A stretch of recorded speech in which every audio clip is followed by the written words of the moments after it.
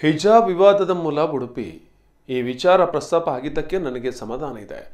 ನನ್ನ ಕ್ಷೇತ್ರದ ಶಾಲೆಯ ಪ್ರಾಂಶುಪಾಲರ ನಿಲುವು ಇಂದು ವಿಶ್ವದ ಕಣ್ಣು ತೆರೆಸಿದೆ ಎಂದು ಉಡುಪಿ ಶಾಸಕ ರಘುಪತಿ ಭಟ್ ಹೇಳಿದರು. ಹಿಜಾಬ್ ತೆಗೆಯಬೇಕೆಂದು ಮುಸ್ಲಿಂ ರಾಷ್ಟ್ರಗಳಲ್ಲೂ ಹೋರಾಟ ಆರಂಭವಾಗಿದೆ. ಇದು ನನಗೆ ತುಂಬಾ ಸಂತೋಷದ ವಿಷಯ. ವಿಶ್ವದಾದ್ಯಂತ ಪ್ರತಿಭಟನೆ, ಗೋಲಿಬಾರ್ಗಳು ನಡೆಯುತ್ತವೆ. ಮುಸ್ಲಿಂ ಮಹಿಳೆಯರೊಂದು ಜಾಗೃತರಾಗಿದ್ದಾರೆ. ಹೈಕೋರ್ಟ್ನಲ್ಲಿ ನಾವು ಗೆದ್ದಿದ್ದೇವೆ, ಸುಪ್ರೀಂ ಕೋರ್ಟ್ನಲ್ಲಿ ಬಾಕಿ ಇದೆ. ಹಿಜಾಬ್ ವಿಚಾರವನ್ನು ನ್ಯಾಯಯುತವಾದ ಬೇಡಿಕೆ. ಹಿಜಾಬ್ ಬ್ಯಾನ್ ಮಾಡಿ ಎಂದು ನಾವು ಎಲ್ಲೂ ಹೇಳಿಲ್ಲ. ತರಗತಿಯೊಳಗೆ ಹಿಜಾಬ್ಗೆ ಅವಕಾಶ ಇಲ್ಲ ಎಂದಷ್ಟೇ ಹೇಳಿದ್ದೆವು. ಮುಸ್ಲಿಂ ಸಮುದಾಯ ಕೂಡ ಈ ವಿಚಾರವನ್ನು ಒಪ್ಪಿದ್ದಾರೆ. ಇರಾನ್ನಲ್ಲಿ ಮಹಿಳೆಯರು ಬೀದಿಗಿಳಿದು ಹೋರಾಟ ಮಾಡುತ್ತಿದ್ದಾರೆ. ನಾನು ಹಿಜಾಬ್ ಬಗ್ಗೆ ಆಕ್ಷೇಪ ವ್ಯಕ್ತಪಡಿಸಿದಾಗ ನನ್ನ ಕ್ಷೇತ್ರದ ಮುಸ್ಲಿಮರು ಬೆಂಬಲಿಸಿದರು. ನಿಮ್ಮ ಅಭಿಪ್ರಾಯ ಸರಿಯಾಗಿದೆ, ನೀವು ಧರ್ಮದ ಬಗ್ಗೆ ಮಾತನಾಡಿಲ್ಲ ಎಂದಿದ್ರು. ತರಗತಿಯೊಳಗೆ ಹಿಜಾಬ್ ತೆಗೆಯುವುದು ಸರಿಯಾಗಿದೆ ಎಂದು ಸಹಮತ ವ್ಯಕ್ತಪಡಿಸಿದರು. ಹಿಜಾಬ್ ನಾವು ಸೃಷ್ಟಿ ಮಾಡಿದ ಸಮಸ್ಯೆ ಅಲ್ಲ. ಹಿಜಾಬ್ ವಿವಾದದಿಂದ ಸಮಾಜ ಜಾಗೃತವಾಗಿದೆ.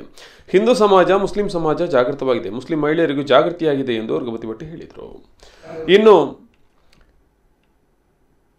ರಘುಪತಿ ಭಟ್ಗೆ ಟಿಕೆಟ್ ಫೈಟ್ ನೀಡುವರು ಯಾರು? ಸಾಮಾಜಿಕ ಜಾಲತಾಣಗಳಲ್ಲಿ ಕೇಳಿ ಬರುತ್ತಿದೆ ಹೊಸ ಹೆಸರು. ಇದು ರೋಹಿತ್ ಚಕ್ರ ತೀರ್ಥ ಅವರ ಹೆಸರು ಪ್ರಸ್ತಾಪ ಆಗಿದೆ. ಸೋಷಿಯಲ್ ಮೀಡಿಯಾದಲ್ಲಿ ಈ ಬಗ್ಗೆ ಕೇಳಿ ಬರ್ತಾ ಇದೆ. ಚರ್ಚೆ ಬರಹಗಾರರಾಗಿರುವ ರೋಹಿತ್ ಉಡುಪಿ ಮೂಲದ ಲೇಖಕರು.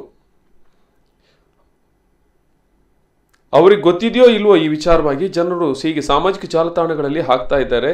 ಅವರಿಗೆ ಗೊತ್ತಿದ್ರೆ ಅವರು ಹೇಳ್ತಾರೆ. ನಮ್ಮ ಪಕ್ಷದಲ್ಲಿ ಒಂದು ವ್ಯವಸ್ಥೆ ಇದೆ, 226 ಬೂತ್ ಇದೆ, ಚುನಾವಣೆ ಘೋಷಣೆ ಆಗುತ್ತಿದೆ ಅಂತ ಎಲ್ಲ ಸ್ಪಷ್ಟವಾಗುತ್ತೆ ಎಂದು ರಘುಪತಿ ಭಟ್ ಹೇಳಿದರು.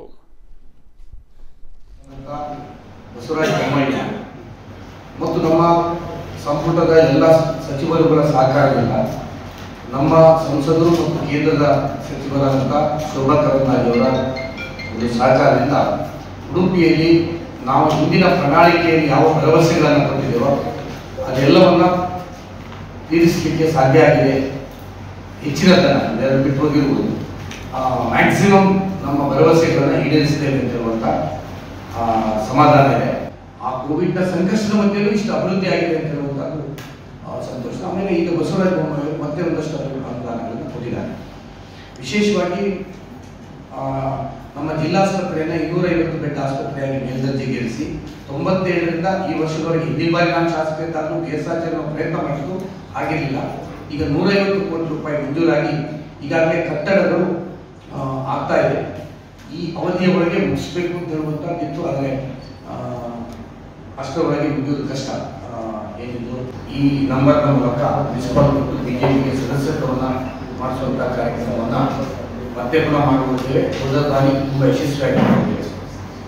ವಿಜಯ ದಿವಸ್ ಅಭಿಯಾನದಲ್ಲಿ ನಮ್ಮ ಪ್ರತಿಯೊಂದು ಬೂತ್ನ ಕಾರ್ಯಕರ್ತರು ಯಶಸ್ವಿಯಾಗಿ ತೊಡಗಿಸಿಕೊಳ್ಬೇಕು ಅಂತ ನಾನು ಮತ್ತೆ ಅದೇ ರೀತಿ ಮಿಸ್ ಕಾಲ್ ಕೊಡುವ ಮೂಲಕ ಸದಸ್ಯತಾ ಅಭಿಯಾನವನ್ನು ಮತ್ತೆ ಪುನಃ ವೇಗವನ್ನು ಮಾಡುವಂಥದ್ದಕ್ಕೆ ಚಾಲನೆಯನ್ನು ಮಾಡಿದ್ದೇವೆ. ಮತ್ತು ಪ್ರತಿ ಬೂತ್ಗಳಲ್ಲಿ ಗೋಡೆ ಬರಹವನ್ನು, ಡಿಜಿಟಲ್ ಗೋಡೆ ಬರಹ ಮತ್ತು ಇದರ ಗೋಡೆ ಬರಹಗಳನ್ನು ಕನಿಷ್ಠ 10 ದಿನದಿಂದ ಗೋಡೆ ಬರಹಗಳನ್ನು ಬಳಸುವಂಥ ಒಂದು ಸಂಕಲ್ಪವನ್ನು ಮಾಡಿ 20 ಗಂಟೆ ಪಂಪ್ ಮಾಡಿದ್ರೆ 45 ml ಬರ್ತದೆ. ಈಗ